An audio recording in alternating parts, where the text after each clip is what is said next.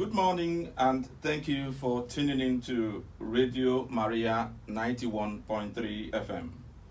It is now time for Side by Side, where we discuss issues relating to conflict, peace, and security. I am Chiedu Ude. Kene Obiezu is also here by my side. Good morning, Kene. Good morning, Chiedu. Good morning, listeners. Insecurity. Insecurity in Nigeria has become a national nightmare. All over the country, violent attacks on innocent Nigerians by armed criminals have become an all too frequent and frightening experience for many Nigerians. Often, responsibility for this state of affairs is placed squarely on the executive arm of government. On Side by Side, we believe this is not too helpful.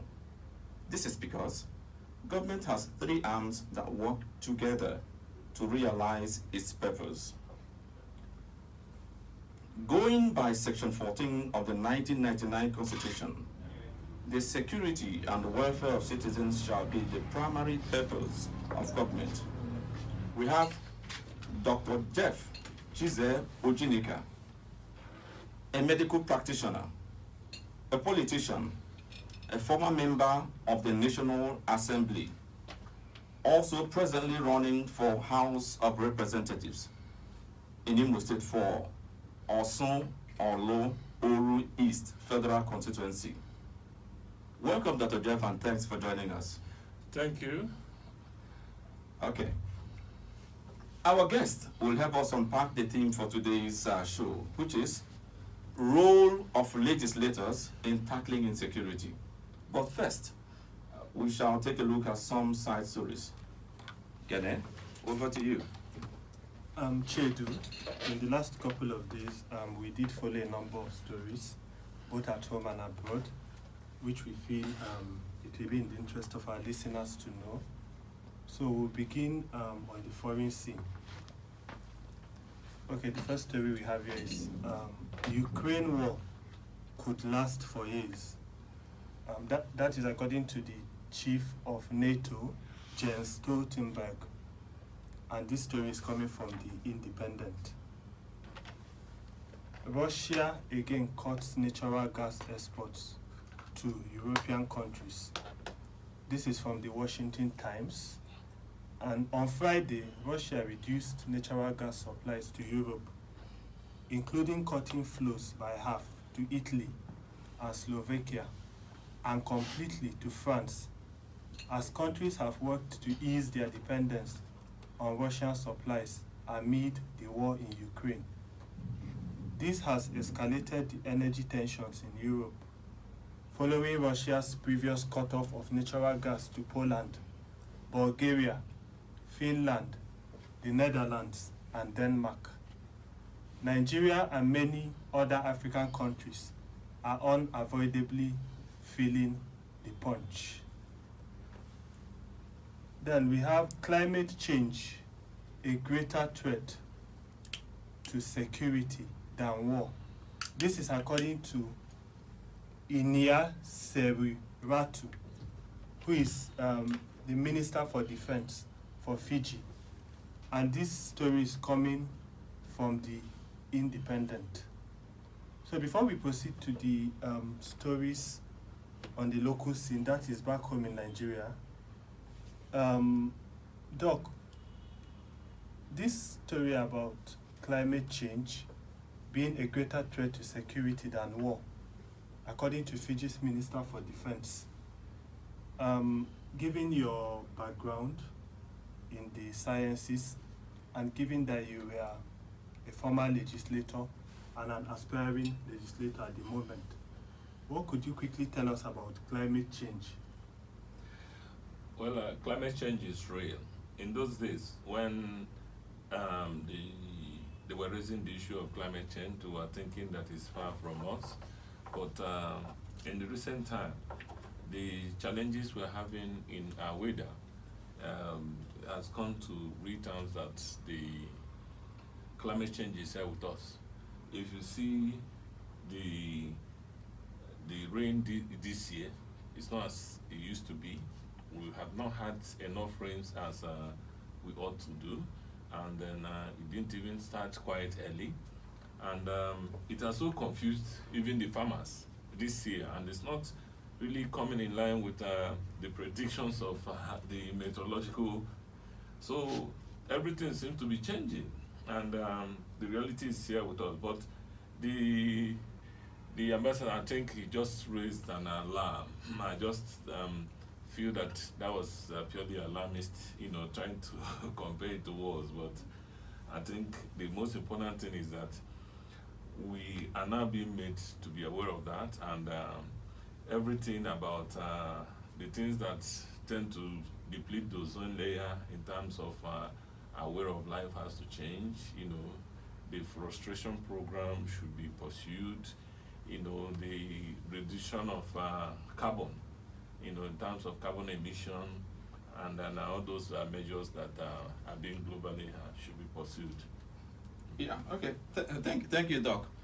If you listen to news all across the world, from Europe to the Americas, now most nations are actually thinking of setting up a kind of weather czar or weather minister or heat alert. Heat alerts are going up all across Europe, the Americas, and parts of Asia. So, meaning that climate and its effect on our way of living is in the front burner. Back home here, some people say that part of the problems we are facing is actually due to the effects of climate. The movement of pastoralists and the rest of them. So, though we'll come back to that later on, but it is an issue anyway. So, Kene, we can go on with the news from Nigeria.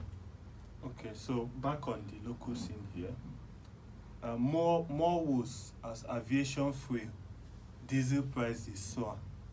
This is from the Daily Trust newspaper, and we know now that Jet A1 is now sold for 815 naira per liter. Diesel is over 800 naira per liter. Inflation spikes too have resulted from the rise in the cost of aviation fuel and diesel prices, as transport costs have also risen. Banks and others have also cut down their services.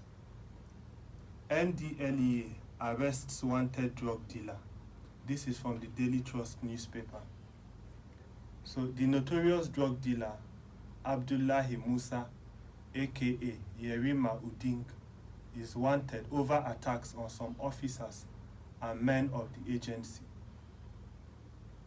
Police arrest 6 most wanted cultists in Ogun State. This is from the Daily Trust newspaper.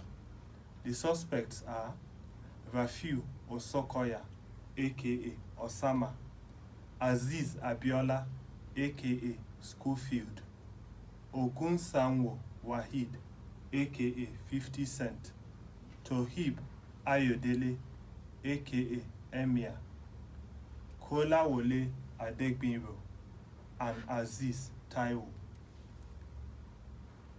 Bandits free Niger abductees, give residents peace option. This is from the Daily Trust newspaper.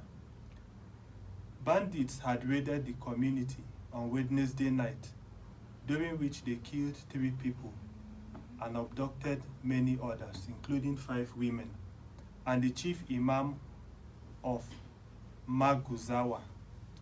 The chief imam and the 5 women were later released and reportedly told by the bandits to take the news of the killing home and to also inform their communities of the peace deal option. What is this peace deal as proposed by the bandits? According to reports, they offer a plan for peace based on the condition that they, being the bandits, would be allowed to settle in their communities without any attempt to harass or report them to the authorities. Our next news story is: don't use elections as opportunity to worsen insecurity. This is according to the Unity Advocacy Group, and it's from the Daily Trust newspaper.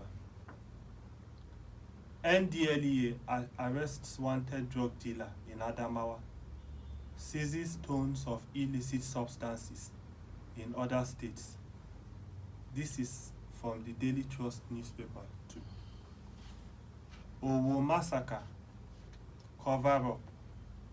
Buhari under fire for hastily naming ISWAP as attackers. This is according to the Daily Post. NDLEA foils smuggling of large consignments of meth to Malaysia and Australia. This is from the Daily Post newspaper.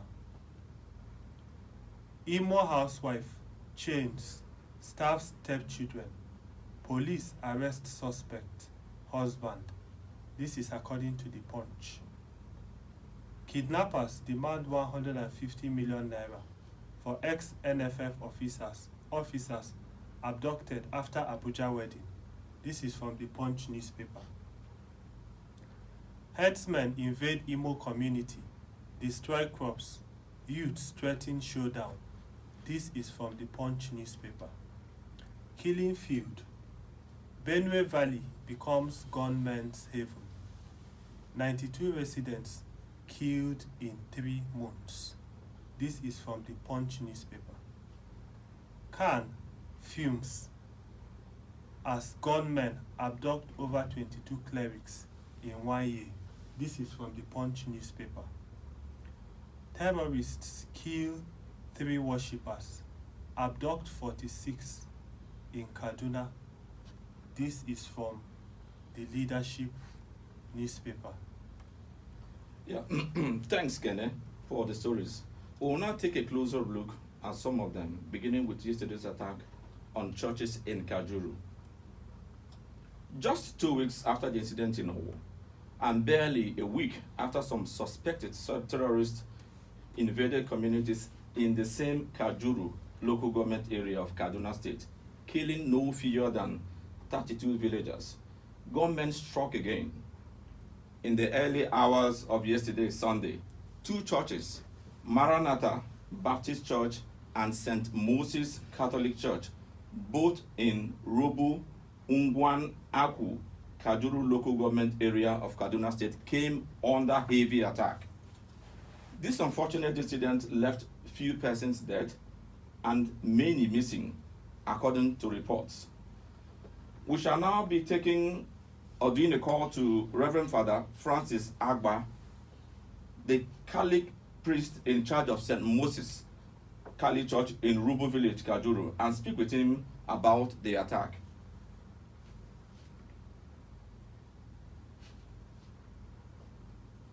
Okay, while we wait for that call to happen, Honorable Geff, you've listened to news both on the international scene and on the local scene. No part of Nigeria or no region has been spared on what is actually plaguing the country: insecurity, either kidnapping, abduction, clashes between communities, or pastoralists and communities, and then the lights. Whenever these things happen, everybody turns to the executive arm of government. But the Nigerian government is made up of 3 arms: the executive, the legislature, and the judiciary. Today, while we wait to do this call with our Reverend Father from the parish attacked in Kaduna, we should be looking at, as legislators, what is it that has not been done to help the executive arm of government to stem this tide? Thank you. I would like to begin by saying that the legislators at the 3 levels of governance. At the local government level, they're called the councillors, and the end product of their lawmaking process is bylaw. in the state, we have state members of the State Assembly, and the end product is they make laws. And then in the national, we have the bicameral nature, the Senate and the House of Reps. And the end product is an act of theirs is called an act of the National Assembly. And in all, the four principal functions of the legislation. One is that the overall power of making law for peace and good governance of the nation. The second one is the authority over public funds.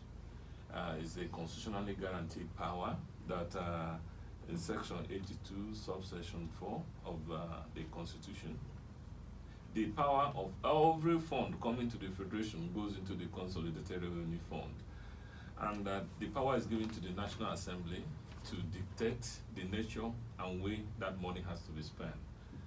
So, and they also have another function also guaranteed by the Constitution, whether at the state level, at the local, or at the national level, the power to conduct investigations. And there is a function that the legislature is more or less performing what they call quasi-judicial function, as if it's a court.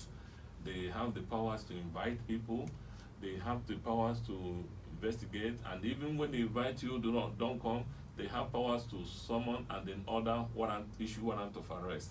Those powers are as given in section 88 of the Constitution for the House of... Okay, sorry, we have the Reverend Father on the line now. Hello. Hello. Hello, Father Francis, good morning. Good morning. Okay. Okay, Father, you're on to Radio Maria 91.3 FM. You're welcome. Yeah. Okay, listeners, we have Father Francis Abba, who is he was the Catholic priest and in charge of St. Moses Catholic Church in Rubo Village, Kajuru.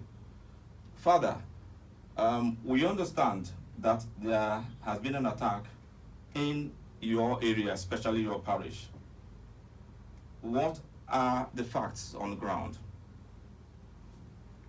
Well, actually, St. Moses is an outpatient of St. Augustine's parish. It is not the main church. Okay. Okay. So fine. First, sorry, Father. First, now you're confirming that something happened. Is it not? Yeah, something happened. Actually, something happened yesterday. Okay. Our sympathies from Radio Maria FM go out to your community, and then we pray that sooner than later we will have all this behind us. Please also extend our sympathies to the Archbishop of Kaduna Archdiocese. Thank you very much. Okay, so please, can you tell us what really happened? Yeah, as I said, Moses is one of our archbishops. We have 17. And yesterday morning, at around 7:30 this morning, we ourselves were about to begin our home month here when they got information that the area had been defended. Actually, it's not the first time, it's about the third time in this, just the past 1 month. Third time in 1 month. Yeah, the last 1 month is about the third invasion. Okay. They invaded the place again. Scared many people inside the church. The church was not primarily the target anyway. It was the village invaded. So, at being Sunday, a lot of people within their church, those who in their churches became easy targets. Oh. The fan analysis, 3 people died. How many persons died? 3. 3 persons died, and then what about those injured? 36 persons were taken or were adopted. 36 abducted. Yeah. So, okay.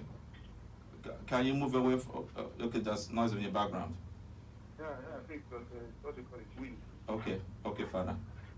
No, Okay, right. Was there any indication that what happened yesterday would likely, was expected? Any indication, any intelligence? Well, as I said, there's always been a recurring, what do I call it? I put it, recurring this part of Kaduna, in this my parish, it's every day. You just have to be on alert. Okay. Every day. You can't afford to relax. But the parish, the outstations have not been attacked in February. Not to exaggerate, at least we say maybe about 10 times. And if you're talking of the entire Binary as a whole, we call it remote Binary. Okay. This Kachuru local government. Since this year, the attacks should be more than 20 in various parishes. Okay. The one next to me here, called the Maraban Kachuru. The attack on Friday to Saturday, that was the second time in 2 weeks. The parish priest are called, but on the dean of the Binary, called to report. If I remain that way, you expect, you just cannot afford not to expect anything to happen anytime. You just have to tell your truth. Okay, Father. Yeah, in the wake of the ugly incident, churches or religious premises all across the nation, began to reintroduce extra security measures to repel or completely stop such attacks from happening. Now, in your case, we've listened to you that this is about the third within 1 month, and then since this year up to 10. So it's as if you expect something to happen all the time. What extra security measures is in place to actually help protect the community, the worshiping community, and the other members of the community at large? That's the irony of the whole thing, because the government seems to be hard on those who defend themselves than on those who are attacking innocent citizens. Wait a minute. The government is hard on those who defend themselves rather than those. Defend themselves, if you are still with a gun, suddenly you are in possession of illegal weapon and all whatnot. Even a licensed gun.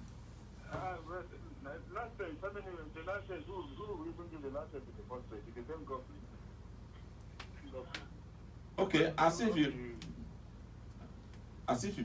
preempted the next question, because I was about to ask what has been government response to this. Let me now ask. And when I say nothing, I mean that in every sense of responsibility, nothing, not even a president. You see why this one is this latest one yesterday you heard about it is because the government released a statement to that effect. That kind of publicized the incident. There's so many others I've spoken about. The government never even mentioned it. As I said, it's not the first time, even the century. What did the government, did they release any statement? So releasing a statement yesterday, I think it was the first time, that's been happening. That's been happening. Markets have been invaded, people in the market, they just open fire on them and fight people. A place called Doka here nearby. I'm talking of just last month. It was not on the public, but nothing was done, nothing was said. So this one is just became public knowledge because of the what they call the public statement released by the government. But many others have gone on nothing. People have died on song, on notice, nothing. Many. It's almost on a daily basis in this area. So this one is just because I don't know what they try to give it publicity. You don't even hear a single siren. Not even a single siren, not to talk of police, soldiers, anybody coming out over and say we heard that something happened. What happened? Not even an investigation. Yeah, Father Francis, okay, now, I'm going to ask, what is the general mood of the people over there? But last week, or a couple of weeks ago, a community was attacked in Benue State. While discussing it at the radio station, we got to understand that there is a problem of accessibility of some of these communities. Is that the case in your area? Since you say that there is no response whatsoever, no reaction from the government, is it to do with accessibility? Is it to do with infrastructure? What is it that actually, this hopelessness no response from the government. Father, can you speak further on that? I do not want to dampen into the political aspect of this attack because of the area it is happening. I just don't want to dampen into that, but it is like, this is a Christian-dominated area, it's a Satan area, and so because of that, for what is not the other, I don't want to dampen into it, but the idea here, or the issue here, is not about accessibility. Now, for about 2 weeks ago, this same place we're talking about that was invaded yesterday. This guy took up residence there for 2-3 days. Who took up residence? The bandits. The bandits. They took up residence there on one of the hills there because it's a hilly area here. They were there, and the people ran away. They were all by the roadside here, the express road. 3 days, and eventually I was passing by the road myself. I counted the number of military vehicles, pickups that moved to that area to dislodge them. That's about 2 weeks ago. After that, been there for over 3 days, and I counted about 8 military, vehicles that went there. I didn't see them come back. I don't know the outcome. Okay. It's just only 2 weeks now. So it's not about accessibility. I think it's about having the political will if you want. Okay. Now, what in this case, bandits moved in, camped somewhere near a community, but there was a response from the government. The same village we're talking about now, that was attacked. But in this case, the government responded and dislodged them. And dislodged them, but they've been there for 2-3 days. Okay. Okay. Okay. But this one of yesterday, they just came and attacked and went back into the bush. Now, Father, about 2 weeks ago, there was this news that over 32 persons were reportedly killed in Kajuru. And then the allegation that a helicopter was used to actually deliver supplies. Since you're on ground, Father, can you tell us what has been happening in Kajuru vis-a-vis this insecurity issue? Well, that of the helicopter incident happened, yes, in my binary, but not in my past. The parish priest certainly happens to be on holiday annually. Wasn't that he has not briefed me on that, so I cannot say specifically the helicopter is the government version of the story that is or is that of the people don't have fun concerning that. But the security situation in the local government generally, if you are to be in Kaduna, I ask you to come and visit my parish, you will think twice. I don't know whether you get the point. Okay. Even though we're all in Kaduna, but if you're in Kaduna town and you hear about coming to any area of Kaduna local government, you think twice because it is that bad. Why? Security-wise, it's worse than any other part of the state. Okay. So maybe a little bit, maybe just comparable to maybe Primigwadi area, maybe a little bit comparable, but worse than any other part of the state. So much so that people who are in Kaduna find it difficult to come to this area. Even though we're all in the same state and we're all facing the same security challenges, that of Kaduna local government is certainly more pronounced that even those who are residing in Kaduna state fear coming this area. But it's not that bad. Father. You keep on hearing one day, one story, another day, another story. It's so overwhelming. Father, this is quite traumatic. Let me ask. Yeah, that one will think twice before making a journey to Kajuru. Is it insecurity in assessing Kajuru, or the frequency of violent attacks happening in Kajuru? The frequency.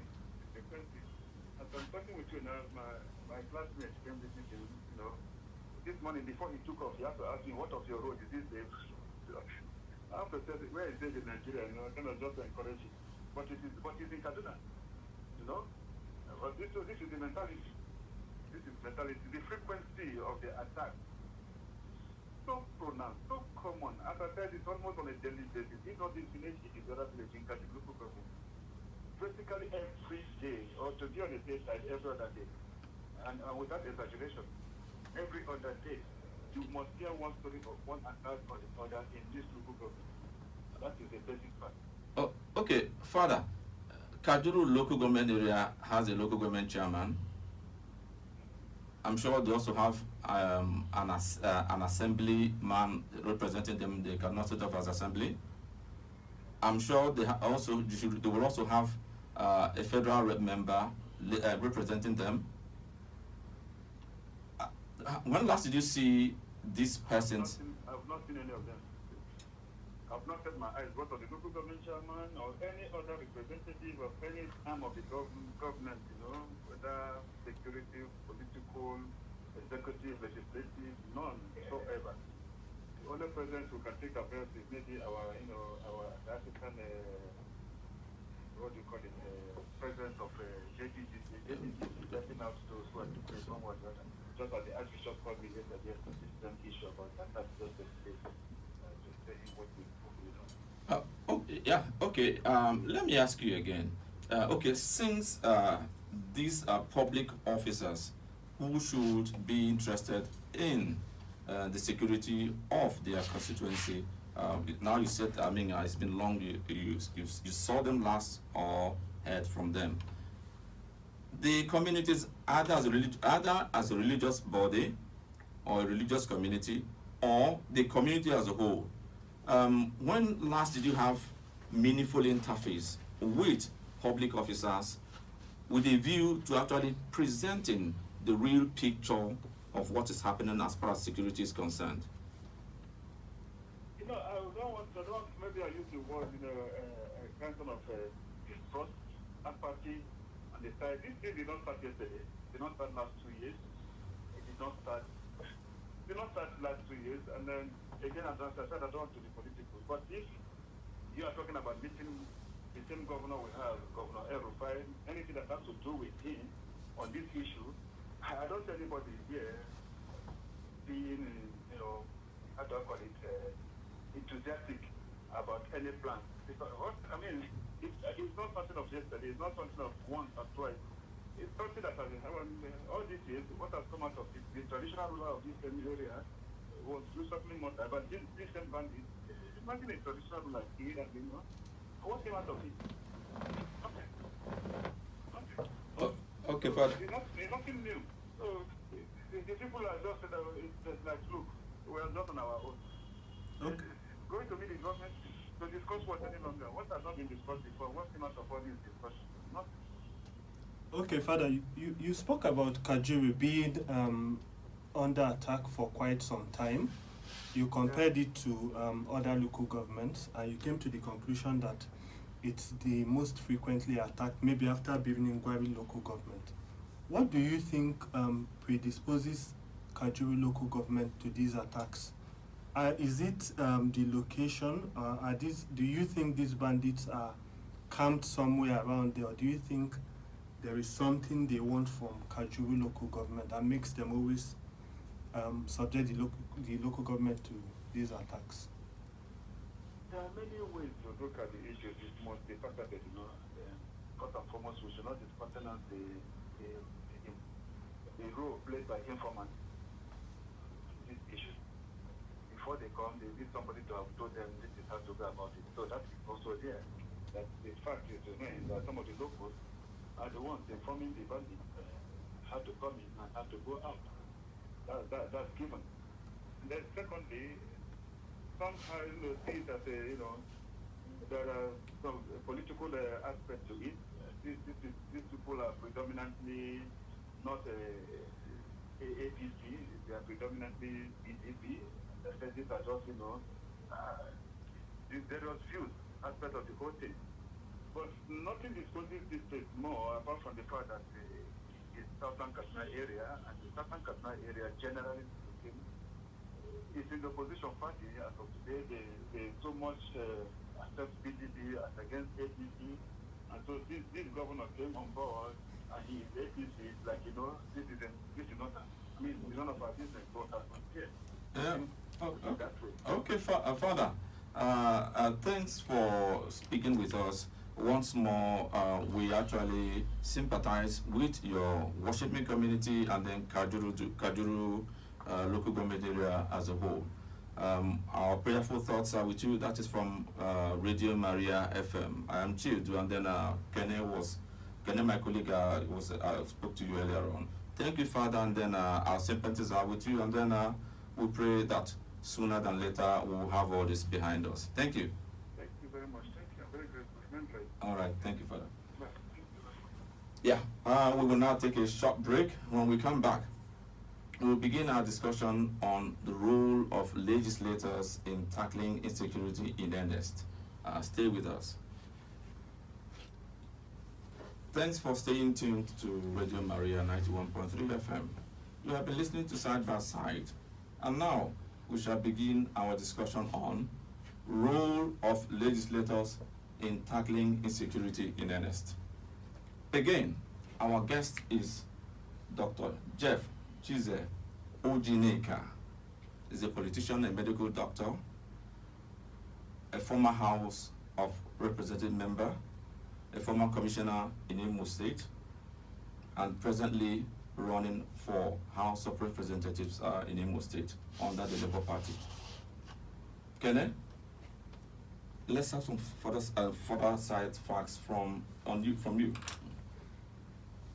All right. So these are some side facts on the legislature and security in Nigeria. Section 4 of the 1999 Constitution gives the Nigerian legislators the power to make laws for peace, order, and good government of the country. The power and responsibility of legislators lie in their constitutional mandate to make laws for the good governance of the country. Although the legislators cannot deploy Nigeria's security agencies, they can initiate critical interventions to ensure that insecurity in Nigeria does not get out of hand.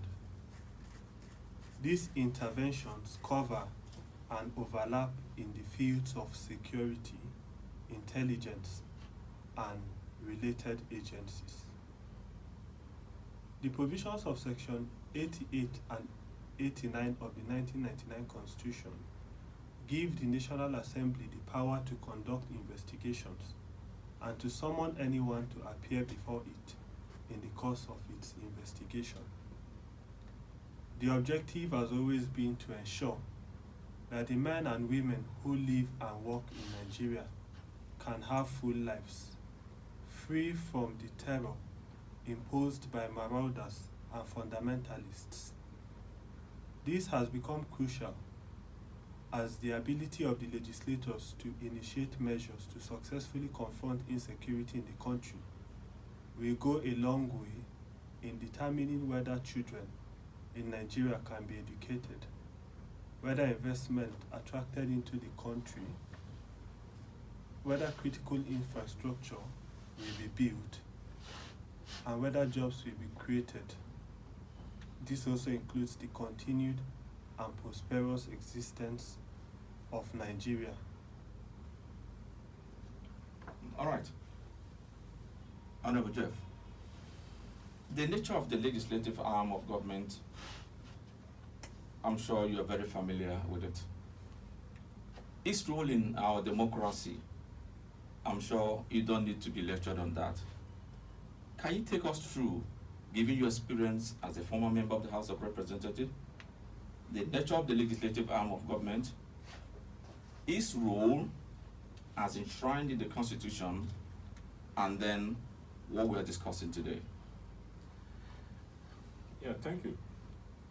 Just as I said earlier, and he had also so much enunciated on it, the constitutional powers of the National Assembly, of the legislature, vis-a-vis the National Assembly, in terms of their power to make laws for peace and good governance, and their power to authorize public expenditure, as he also mentioned Section 82, and the power to conduct investigation, as he also did mention in Section 88.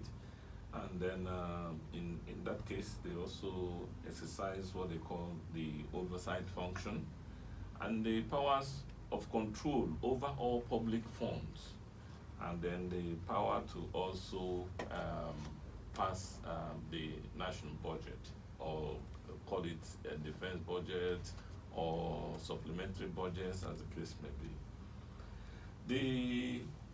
In exercise of each powers, not just that they have approved power, these investigative powers and the oversight function, they are duty bound to invite any person from the president to any person in this country to come and answer questions on issues that concern the funds to which they have appropriated or the laws under which those people operate.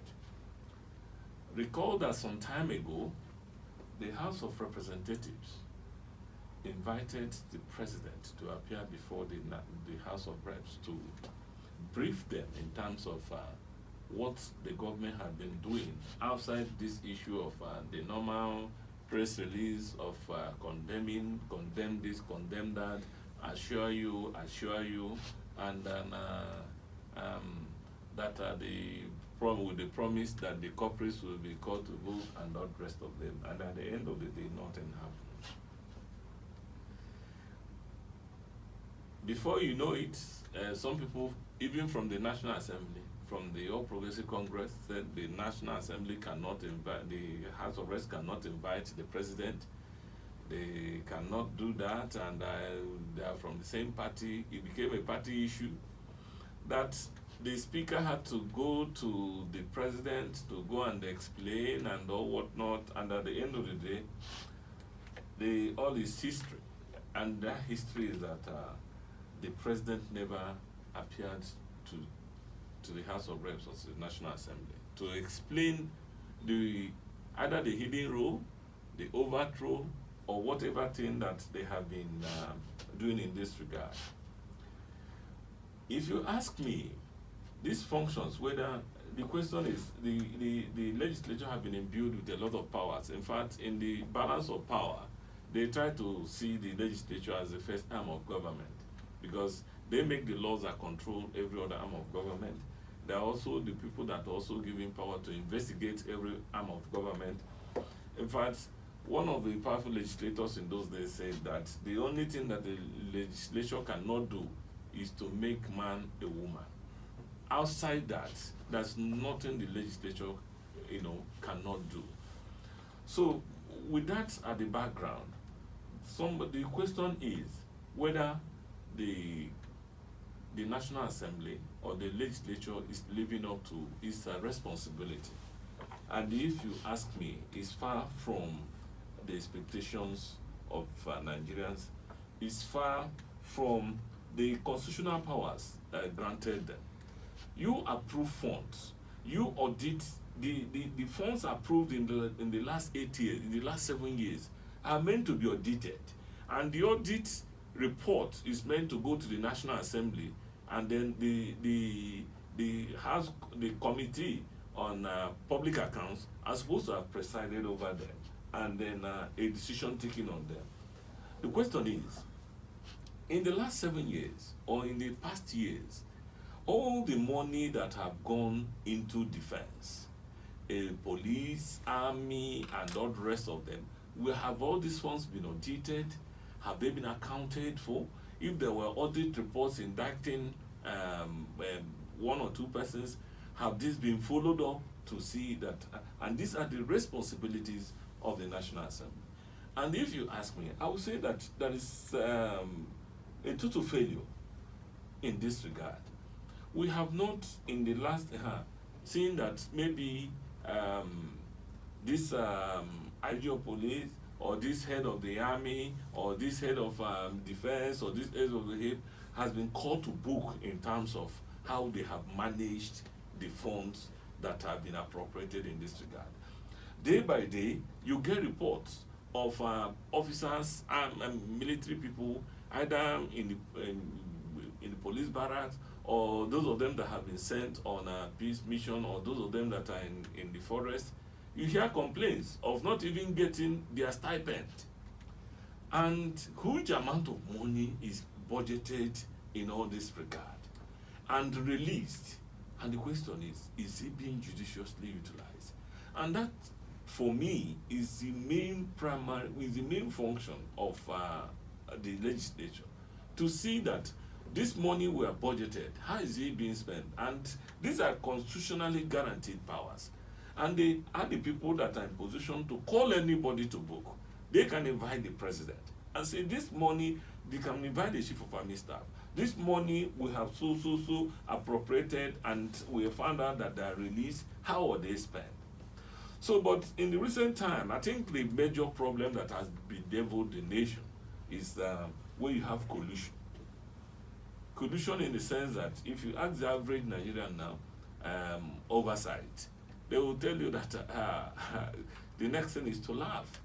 Oversight, as if oversight is synonymous with bribery or corruption. But it is meant to police, it's meant to guide, and it's meant, and if you are doing anything and you know that you will be checked, even without the person checking you coming, you already have to, make sure you correct yourself without the person being there. But when you know that when the person comes and there is a handshake and all the rest of them, and everything is put in the island of blindness, and they will never see it or never hear it. So that's why it is very important that from the stories you have heard all over the country, I'm from Imo State, from my federal constituency, this week as we talk, that last weekend, there were a lot of killings in Olu. In fact, precisely in Okoro, where a family who went, attacked and murdered people in a very elderly people in a manner and way that you can never ever imagine. The video was trending all over, and in fact throughout Friday I wept all through Friday. And the funny thing about the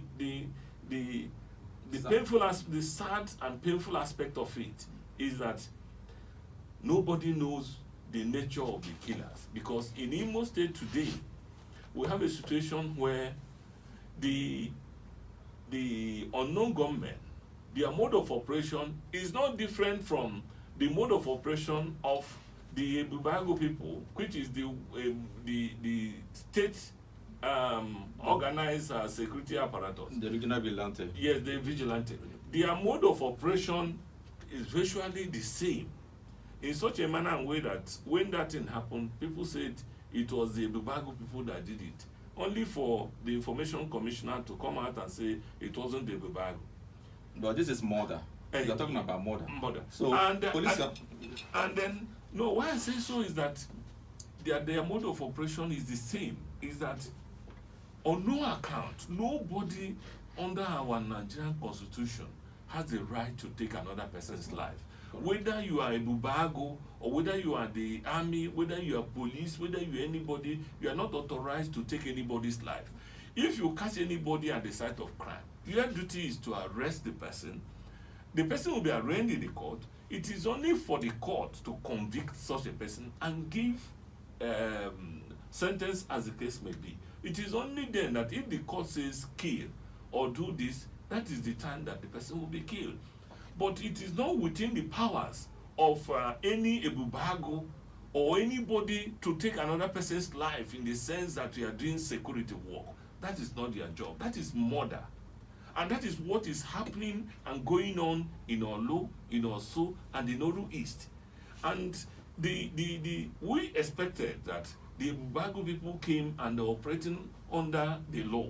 And operating under the law means that they must work within the confines of the law.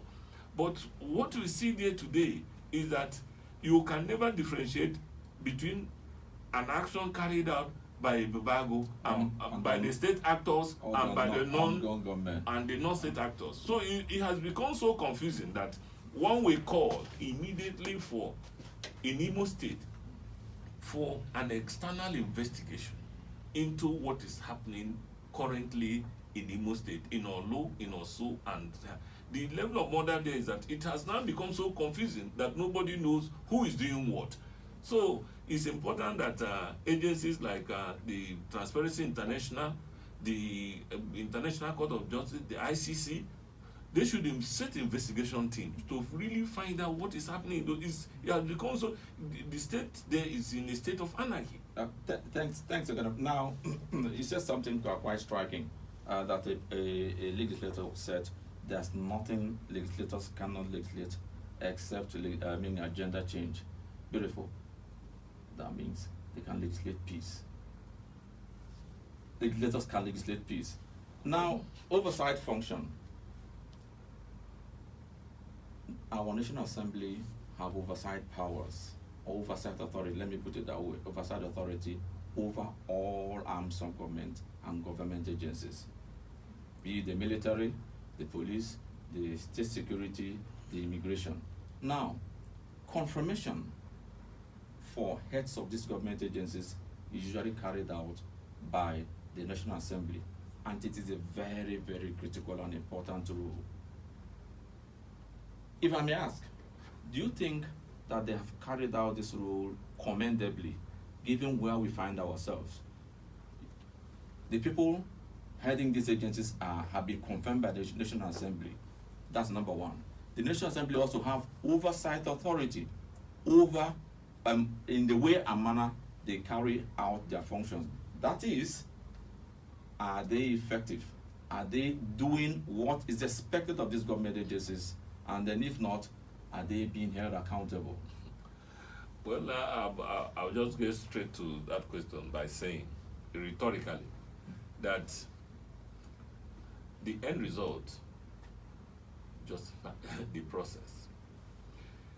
In medical jurisprudence, they say that you don't need to start proving that there is negligence or that there is malpractice when there's an injury.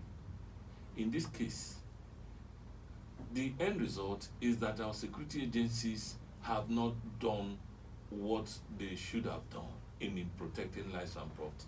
So whatever process that got them nominated, whatever process that got them approved, whatever process that get them confirmed, those processes are defective. Flawed. Because they are flawed, because the end result, do you understand? What if these processes were good? What we should have seen is a good protection of lives and property. But when the end result is bad, you don't need to go into an argument whether these processes were good or not. It's just like saying that the doctor tried his best, he did this, but the patient died. So in this case, the patient died because the end result of what they have changed army chiefs, they have changed this, they have changed that, and at the end of it.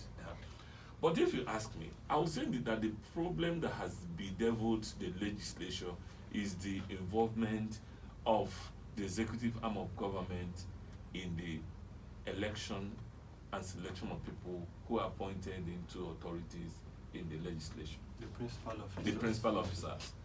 You see that every executive arm of government will do everything within their reach to impose people as puppets. And by the time these people are imposed, they are no more themselves. They are there to work within the dictates of whoever. And then they eventually will also, there are the people in turn that will appoint committee heads of these agencies that will screen and do all this to all these people. So at the end of the day, I think the major problem has been that the executive arm has ever allowed the legislature to be able to regulate and elect their people themselves. The system is designed to actually be weak. It's weakened from the foundation, Foundation. and from the head. So when you have a puppet chairman of the National Assembly, a puppet deputy chairman, and then everything goes down there. They are the ones that will appoint committee chairmen, and they are the ones that will appoint allocate people to committees. At the end of the day, that is what the National Assembly, that's what has bedeviled the legislature. And it's all like that at all levels. And it's even worse in the states where the state legislatures are almost like inside rubber stamp. Rubber stamp can even make a mark. Rubber stamps can even make a mark. like unlike most state assemblies. Most of them are so docile. Most of them are so. In fact, they are even lucky that they will even be excited that the governor called them or the governor did this and that and oh my God. And this is not what it used to be. And these are people who the Constitution, the highest law of the land, had given powers. All these powers given to the National Assembly, also given to the State Assembly, all to no exclusion. Exactly. But these powers are not being utilized, and they prefer to go cap in hands. You can imagine even some state assemblies voting against their independence in terms of their having their funds on the first line charge and regulating their funds. Some state assemblies voted against it. They still want to go to the governor to beg for money for them to run their assemblies. So this is the situation where we find ourselves. And the reason is that the leadership are usually imposed. And sometimes people you know very well that are very vibrant. Like the current leadership of the National Assembly, you know, when we were in the House, we knew Lawan. He was one of the vibrant members, and he was in opposition. Baja is my neighbor, you know. He used to be very vibrant. He's the leader of opposition. In fact, he has pursued even a legislative issue. He had to go to court. He was the person that took the president then to court in terms of using army to conduct election, like the one they did in in Ekiti then. He took it to court. But where are we today? You see them, the people you knew before are no more here because of the way they marched. Honorable, let me take it further on this. Now, because I'm going back to the question, this oversight function to ensure that the agencies of government that are empowered or tasked with ensuring security in Nigeria, they are alive to their duties and responsibilities. Now, in other climes, in times of national crisis, what happens is that bipartisanship becomes the language. Legislators speak. They set every other party interest aside and focus on dealing with the national crisis. Now, remember, the question is, have they carried out these rules commendably? That is, do we have results as in returning peace and stability in our polity? You said something earlier on, you talked about there have been times when the National Assembly actually tried to rise to the occasion. That is, holding public officials or holders to account. What happens? Party interest now overrides national interest. Honorable, once more, is it not time that National Assembly members close ranks, even if it means making sure, or rather, suspending other activities of government to ensure that stability, peace, and security returns to the country? Thank you. Just as you say, the current National Assembly have made some efforts in terms of trying to see how they can. There was a peace conference organized. All of them attended. They brought the best heads. You know, people came up with a whole lot of ideas. And then the other time, they rose to the occasion. And then they also invited the president. But the partisan issue, you know, trickled into it. So, and they never realized that you need to have a nation for them to have political parties. Brilliant. If you don't have a nation, if you don't have Nigeria today, there will be no APC or no PDP or no Labour Party and all that. You need to have a country to have the political parties. And institutions. And you also need to have a country for them to have a National Assembly. So, from the way they are going, if care is not taken, we may lose our nation. And God forbid. God forbid, yeah. If we lose our nation, there will be no National Assembly. Some of them may have to recall what has happened to previous National Assemblies, where there had to be, you know, interventions that led to dissolution of such assemblies, and everybody had to go home. So if they don't do what they are meant to do, and anything happens, they will all pack and go home, whether they are APC or PDP or whatever party that they represent. I will expect tomorrow, as the National Assembly convenes tomorrow, Nigerians expect them to go beyond the usual coming, condemning this, condemning that, requesting, making declarations, and some of the National Assembly members have had occasions to cry. Some have wept, some shed tears. We want action beyond that. We would like a situation where the National Assembly should rise to the occasion and take practical steps to ensure that Nigerians are protected. All the funds appropriated, where did these funds go? They should get the president to account. They should get the president to sit up and do more. Like the other time the president addressed us during the Democracy Day, Nigerians were not impressed with the level of measures, he said that taken in terms of security. People want more serious actions. We can't worship our gods again. People, the saying in the country is that we should go and pray for peace to return. We can no longer go to pray. We can stay. If you stay in your homes, they will come for you. You stay in the church, they come for you. You stay in the train, they come for you. You stay on the roads you can't go again. So where are we safe in the country? And the whole essence of government is for peace and security of the people. Once government loses that fundamentals, then that is like salt not having taste. If salt loses its taste, it's of no value. So we will expect the National Assembly tomorrow to rise to the occasion. And if they don't, I think Nigerians will be forced to do something that they will never expect. I pray we don't get to that anyway. No, because we're almost there. If you listen to all the news items on this thing, you see price of this had gone up, price of diesel, price of this, price of that. Every news that he presented to us this morning were all sad news. As he was saying it, I said, how will farmers farm? How will they do it this year? Next year there will be total food scarcity because the tractors can no longer walk. So many things. So it calls for very serious.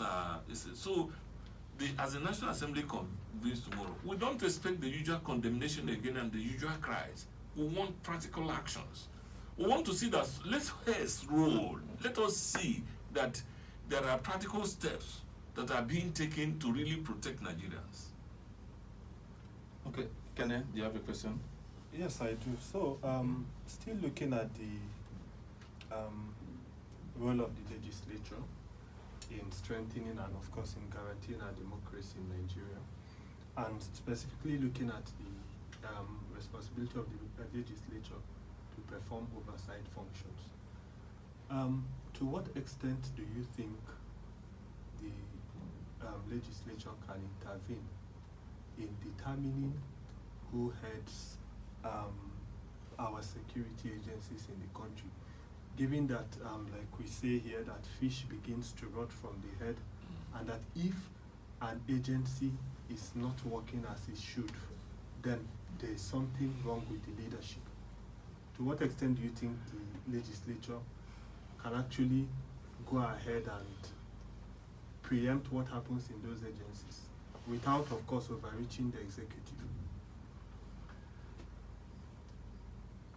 Ordinarily, in other climes,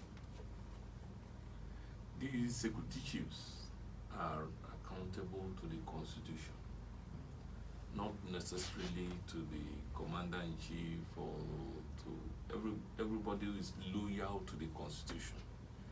You saw the situation that happened in the US within the time that Trump wanted to, at the time he was exiting.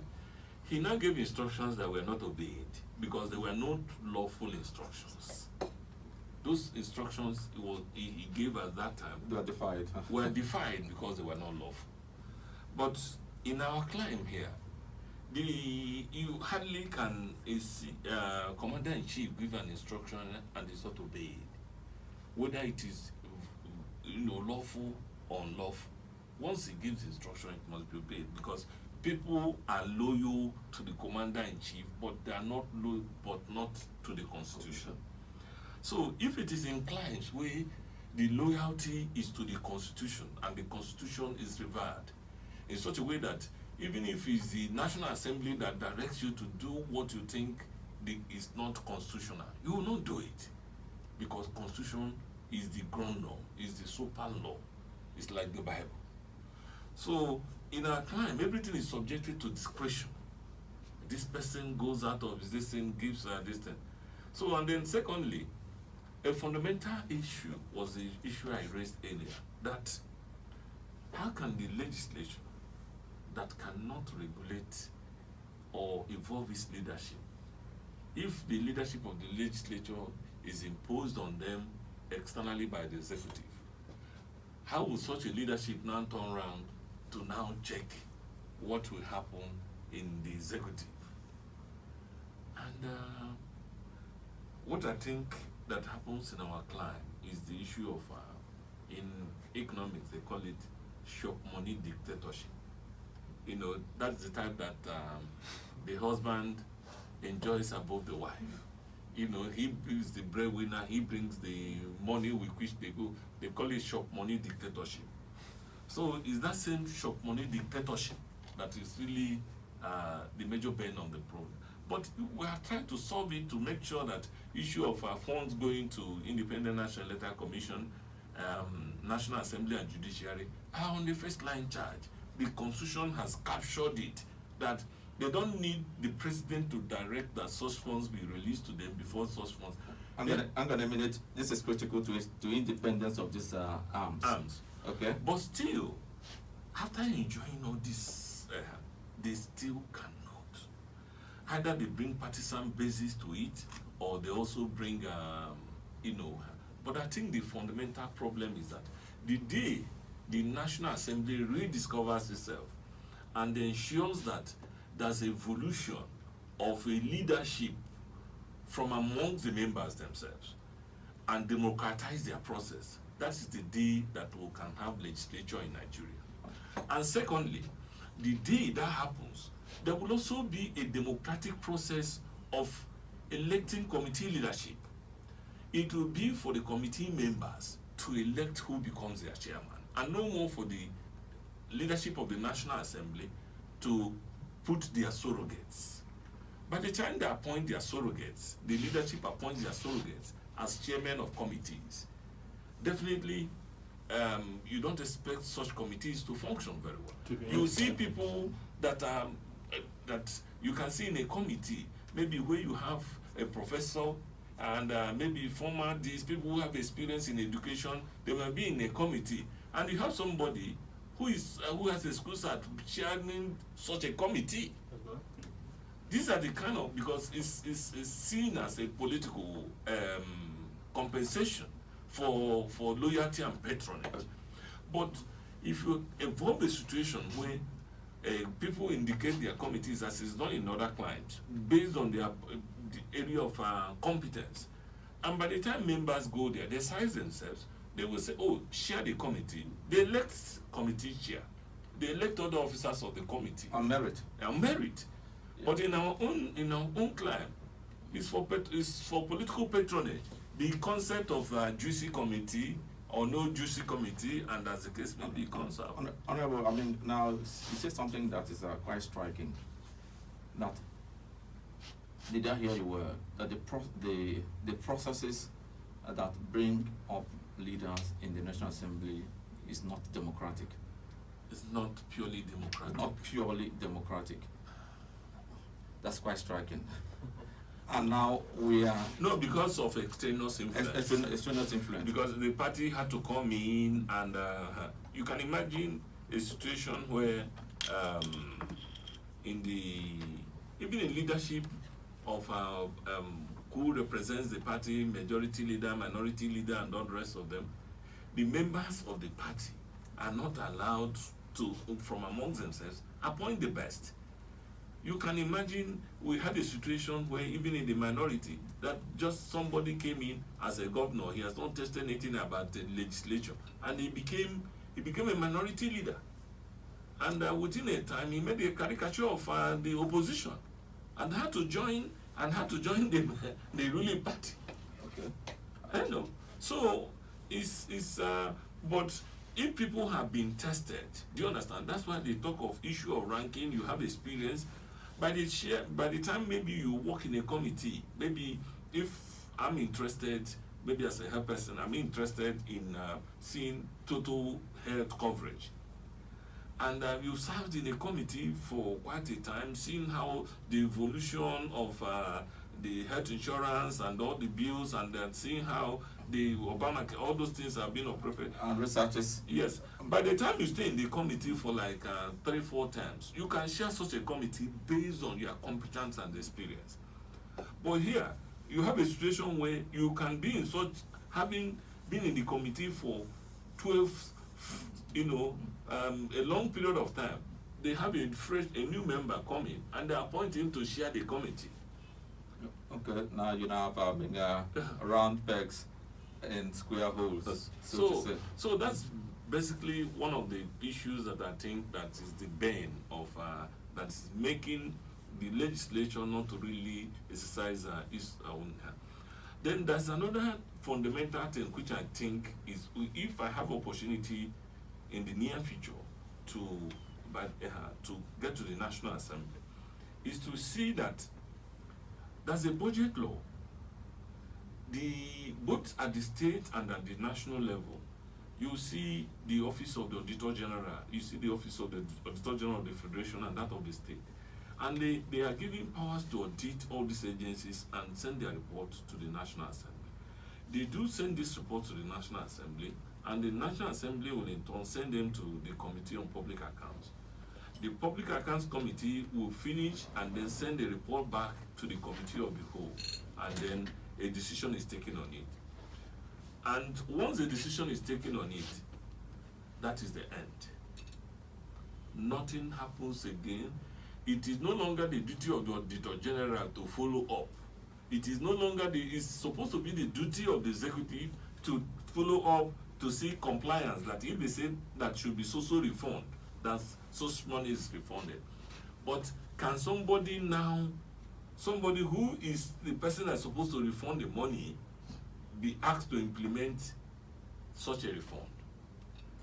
So there has been this lacuna and this great need to evolve a process, or evolve either a statutory body that maybe, if it is any of the statutory bodies, or setting up a fresh body whose responsibility it will be to ensure that there is compliance to all the directives or resolutions of the National Assembly as it concerns the reports of the Auditor General. Yeah. I can tell you, if the last 20 years audit of this country and all the reports and all the decisions taken on them is given to a committee and they handle it, there should be, that is, the returns to the Federation should be more than 20 trillion. Should be more than 20 trillion. So I think moving forward, it will be important that at the end of the job of public accounts and on the job of the National Assembly, that we'll get a statutory body to take up the issue of seeing that all the decisions are implemented. And that's the only way it can make any meaning. Because if you have any law or any directive that is not enforced, it's as good as nothing. Yeah. Okay, now, the issue is, besides auditing, asking for refund or recommendations, we are actually interested in the impact of these resolutions and follow-up actions in bringing stability to this polity. Do you understand? In bringing stability to the polity. Do the National Assembly, can they call and insist on change in the heads or headship of agencies that are relevant in achieving national security? Well, whether they can call, they can. Whether they have called, they have. Insist? But whether they will insist, they can insist. But all the same, whether they have been able to achieve that, answer is no. And the reason is very obvious. Do you understand? The reason is very obvious. I can tell you. Sometimes you get to some places, you see dummy. They say dummy. It looks like a big dog. A big dog. You won't be afraid because you know it cannot bark. You understand? So it will end. All those things will just end there because there's a common saying in my place, in my client, that I think I would like to speak it in Igbo. Anakaka abanolo wanyajat or no. That is whether you will never be afraid to knock at the door of the widow because you already know where the husband is. Nobody will come to ask, who is that? Anybody that asks who is that is also a visitor like you. There's nobody to be afraid of. So I think that's exactly the day the National Assembly rediscovers itself and they elect from themselves, amongst themselves, the most credible person that can lead that assembly. That is the time that we can start, they can start exercising the powers enunciated in the Constitution. The same thing goes for the state assemblies. Sorry, if I may then say, the legislator or the legislative arm of government at the moment is not actually making its impact as far as our national security is concerned. Let's put it that way. Well, if you ask them, they will, I'm sure they will say the other way, in the sense that they will say that theirs is to make the laws and then to implement is that of the executive. So that there's no, they have put all the legal framework, provided all the money needed for these people to do the job, and the people have not done the job because the only place that have not really done very well is that they have not called the people to books, and I can tell you why they can't call them to books because these are I remember your proverb. Dr. Ojinika, let's take a moment to look at state policing. I mean, on Friday last week, about 40 persons that were killed on the 5th day of June in Owo were buried. Earlier on, when we were taking the stories for today, we talked about the community in Niger where bandits gave them the option of allowing them to remain in their community without disturbance. We also heard from the Catholic priest in Kajuru about the attacks that have become the norm. So, to what extent do you think Nigeria should speed up the issue of state policing, and do you also think it should be removed from the exclusive legislative list? I think I will go straight. I support the issue of state police. I also support that the country be restructured. There's a whole lot of issues overloaded in the federation in terms of overloading the exclusive list. So many things that are in the exclusive list should be able to go either to the concurrent or even go to the states. Because if you say we're a federation and at the end of time you pull everything together, the car is so overloaded that the vehicle cannot move. And so many of the issues there does not really make sense. But in utmost sincerity, I can tell you that if you do state police the way the current states are being run, then we are in for a greater danger. Because as I told you, in my state, Imo State today, if you get the state police and give it under the control of the governor as it is today, 80% of the citizens cannot come back. The reason is that I told you that there's no difference between the way the operation of the state vigilante that is paid from our state ports. That's the regional vigilante. Yes, the Babago. There's no difference between the way they operate, the way they dress, the way they do in their mode of operations between them and the non-government. To the extent that when an operation finishes, it will become confused as to who did this operation. So if the person you want to checkmate, the person you want to control, you will behave exactly the same way the person behaves, then it doesn't make any meaning. So for the state police to work, I think the state assembly has to function. The state assembly doesn't have to be in anybody's pocket. The earlier we restructure the states, restructure the country in such a way that people, the loyalty, as I said, if it is the state assembly now, their loyalty would be to the constitution and not to any individual. The earlier, but in our own, if you become the local government chairman, you become all and all. Everything is, if you become the governor, in fact, these days, as people used to say, somebody, it's hardly you differentiate between the governor's money and the money of the state. Do you understand? If they gave you this thing, you see some governors will go and make an announcement that they have given 500 million. You don't know whether the money is from their private money or from the money of the state. It becomes so. You become governor, your money, the local government money is your pocket money. The money of the state is almost like their own personal money. So at the end of it, for this federation to work, one, we must restore the rule of law. And the rule of law is that the primary loyalty is to the constitution and not to and to the law of the state and not to an individual. Not until this is done. Not until that is done. Whether you have state police today, where the people operating at that level will turn it into, running against their political opponents, because that has been the fear all this while. That has really been the fear. That has been the fear. So, but it is not just to the states alone. It is also like that at the national.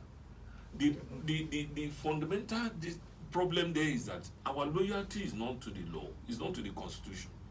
And then secondly, our courts will need to be functioning. A situation where a small issue that comes up that you need to really go and determine, it will take a very long time. There are so many things that people do. They know that it's illegal, but they still go ahead to do it because they know that the law will not run against them. By the time a decision is taken, it is almost time barred. Some people were illegally removed from office, like in our state. Some local government chairmen were illegally removed. The governor that removed them knew that it was illegal to remove them. But he believed that if he does it, at the end of time, before the case can get to Supreme Court, he has already served that and he has left. And it's like that. Do you understand? So people flout the law. People go against the law because they know that the judicial process is so slow. But if you have a process, like some members of the National Assembly today, some people go ahead to decamp. When they know that ordinarily if they decamp, they should vacate. They don't, because they will say, before the matter goes to High Court, from High Court to appeal to Supreme, they have served out. Dr. Ojinika. The legislation, it's been an ongoing discussion on private ownership of arms.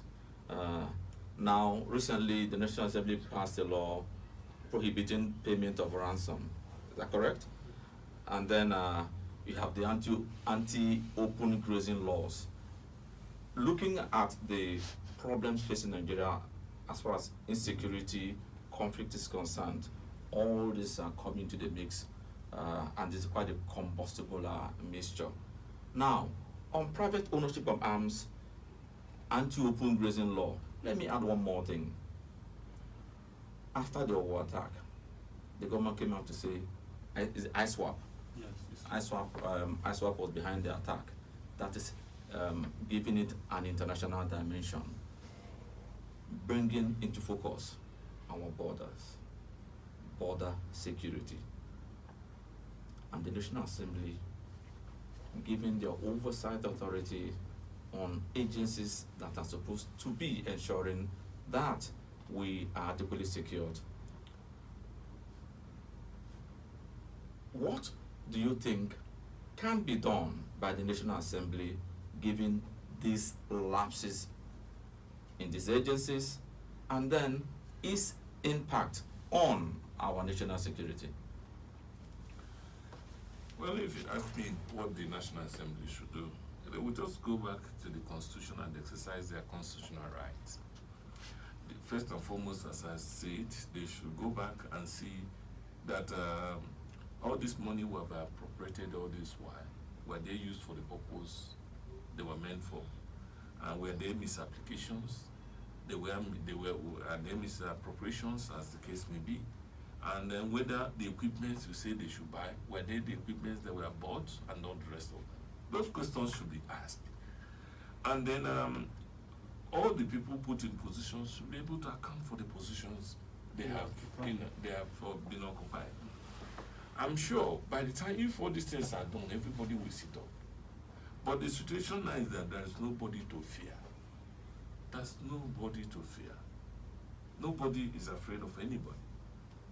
In the country now, if it were in those days, they will call one agency that was involved in, and if they call their name, everybody will be afraid.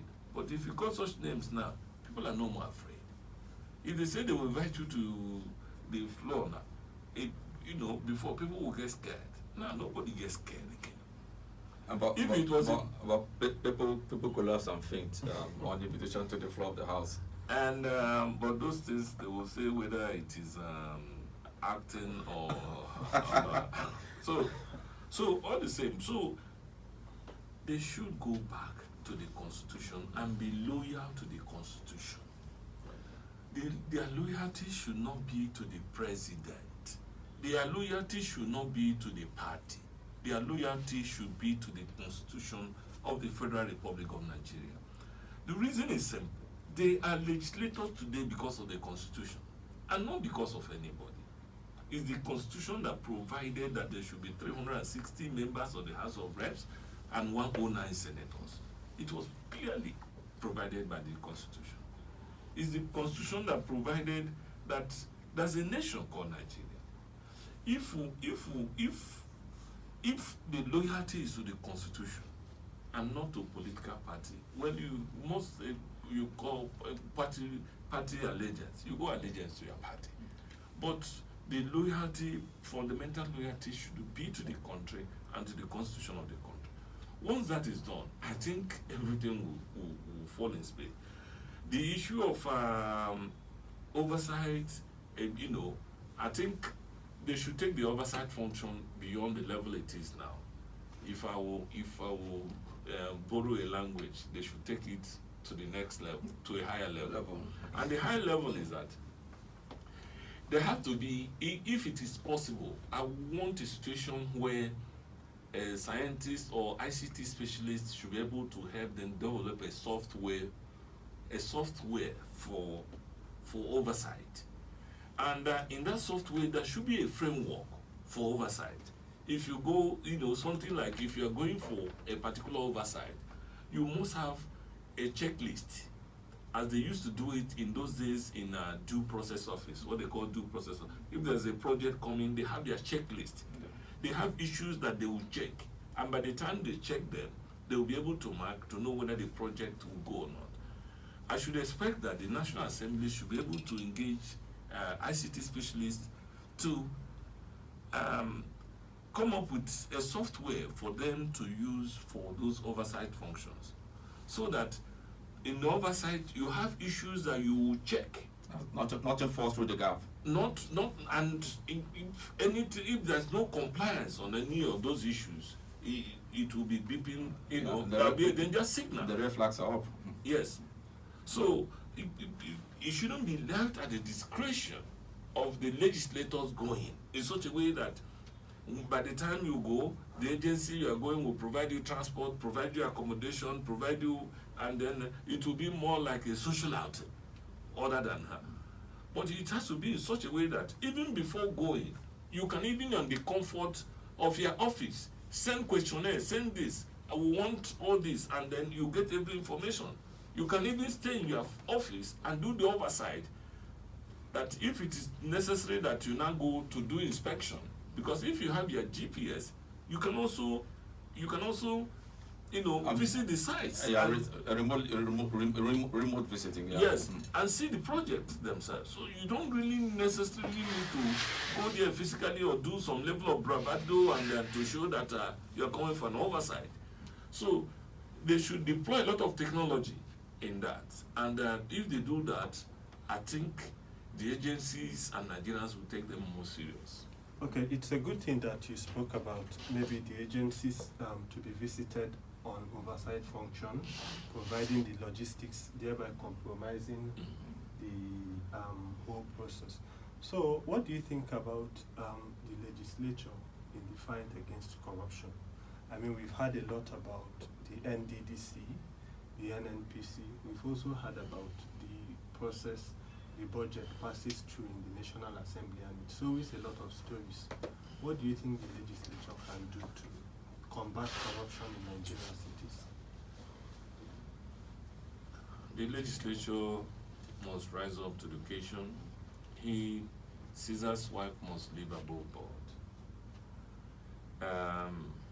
One of our revered leaders, the Chief Odumegwu Ojukwu, wrote a book, and the caption of the book is "Because I'm Involved."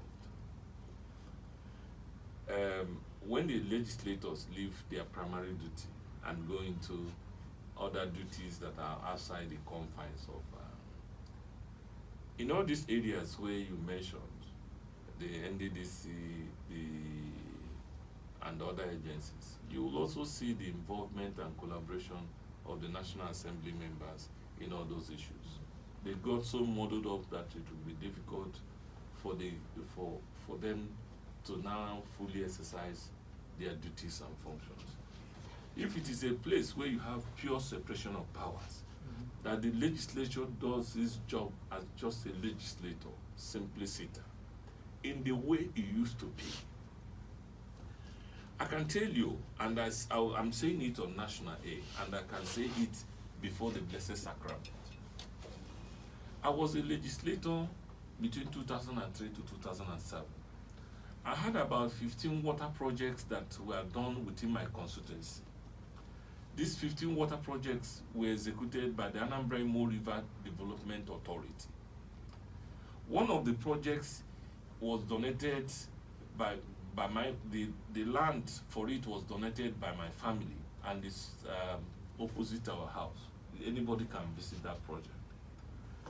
I can say in every authority, none of the contractors that executed these 15 projects, I don't know any of them.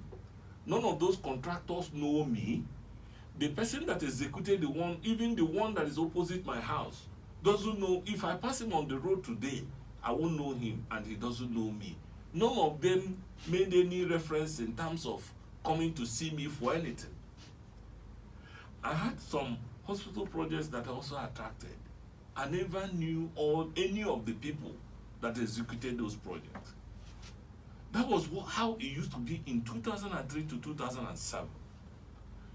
But ask me today whether the situation is the same. It's for you to go out there and find out what the situation is all about. For me then, that contractor that executed the project opposite my house did it to the best of the specifications. The machine provided all the things were done to specifications. Nothing was compromised. He doesn't know me, I don't know him. The people that executed the electricity projects that I attracted, one of them was in Awidemiri. I never met that contractor, I don't know him. In fact, it's to the point that even one of the traditional rulers there was attributing that project to a senator, not knowing that it was my project.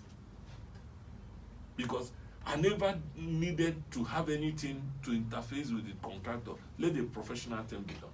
That's the way it used to be. And that's the way it should be. And there must be, we must have, the moment the legislators revert to their fundamental role of, of investigating, of being the distant, and not going into, within the confines of going into to do executive function. Yeah. If you touch your hand in oil, you have soiled your hand. If you go and get involved in the issue of execution of the project, who becomes the contractor, who becomes this, who becomes that, You'll be distracted. You'll be distracted, and at the end of time, you will not ask necessary questions. So I think that's just the fundamental issue. And I think the earlier the legislator goes back, sits back, and look at the constitution, play their primary constitutional role, that is the time that the country will be better for it. And I think for that arm of government to also be very effective, the INEC is doing a good job. The good leaders have to be elected. Because once you have a good leader elected to head the executive, somebody who has a vision for a greater country, it will be a lot easier. You don't need to be checked to do the right thing. You are doing the right thing not because you are checked, but because you know that the right thing is the right thing to be done. The vision is right, and then we're going in the right direction. Sure. Yeah. Geff, thank you so much for finding time to be with us on this program. Now we come to the end of today's edition of Side by Side. I must say a big thank you, Dr. Geff Chizee Ojinika, a medical doctor. An optometrist. An optometrist, Yes. right. A politician, a former member of the National Assembly, and State Assembly for that matter. Yes. A former commissioner of lands, And commerce and industry. commerce and industry in Imo State, and then presently running for House of Representatives, I think under the Labour Party, in Imo State. Honorable Geff, thank you for finding time to walk side by side with us this morning. Yeah, thank you for inviting me, and it will always be a great pleasure to come back. And I would like to say that I didn't make a reference to, you said people, arms, it's important. If the nation can protect us, we don't need our personal arms. But it is only when the nation cannot protect us, that's when people are resorting to let them now have their own arms. In climes where people have their own arms, in America it has its own shortcomings too. So the best bet for me, if the nation can protect us. So on that note, I would like to say that the president has to sit up, the National Assembly has to sit up to see that their primary role of protecting lives and property is guaranteed. If not, they should throw in the towel. Thank you. Yeah, we don't need a proliferation of privately owned arms. The government, if they do their job, I think we don't need individuals or homes owning arms. Thank you for that. And our listeners, thank you for joining us on the program. The next edition of Side by Side will come your way on Wednesday, June 22 at 10 a.m. Until then, please keep listening to Radio Maria 91.3 FM. I am Chiedu Ude. And I am Kene Obiezu. Peace be with you all.